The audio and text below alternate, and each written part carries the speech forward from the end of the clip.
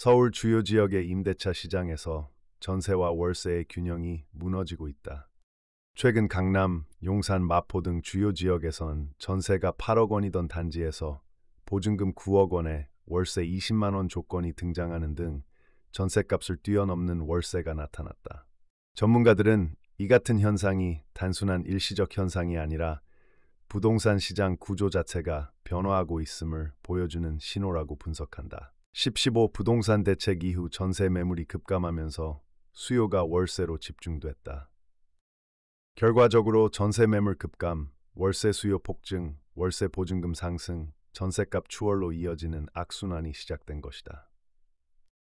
세입자들은 기존의 전세금보다 더 많은 보증금을 내고 여기에 월세까지 추가로 부담해야 하는 이중고에 시달리고 있다.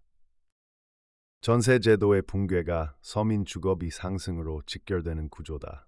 현재 시장은 명확히 구조적 전환기에 들어섰다.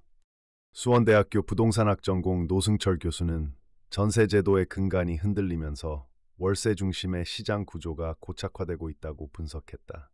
그는 이어 보유세 부담이 전세 공급자에게 전가되고 토지 거래 허가제 강화로 신규 공급이 제한되면서 월세 전환이 가속화되는 중이라며 이러한 현상은 단기 조정이 아닌 중장기 구조로 이어질 가능성이 크다고 설명했다.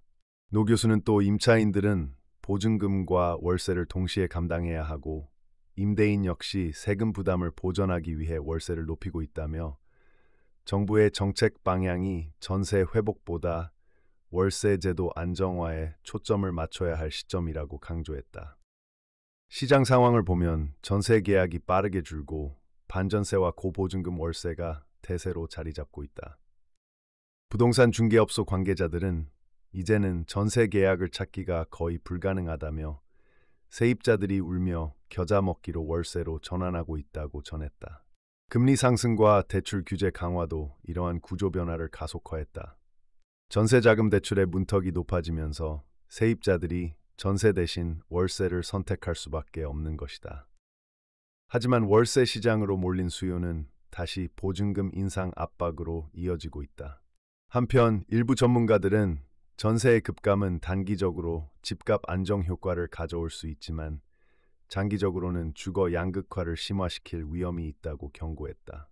고소득층은 고보증금 월세를 감당할 수 있지만 중저소득층은 주거 이동이 제한돼 주거 불안정이 심화될 수 있다는 지적이다. 부동산 시장에서 전세의 종말이 거론되는 이유는 단순히 가격 상승이 아니다.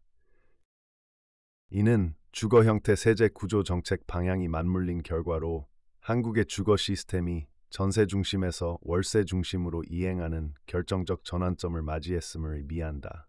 노승철 교수의 말처럼 지금 필요한 것은 단기 대책이 아니라 시장 안정과 세입자 보호를 동시에 고려한 장기적 정책 패러다임이다. 월세의 상향 평준화 시대 정부의 대응이 늦어진다면 주거 양극화는 더욱 심화될 것이다.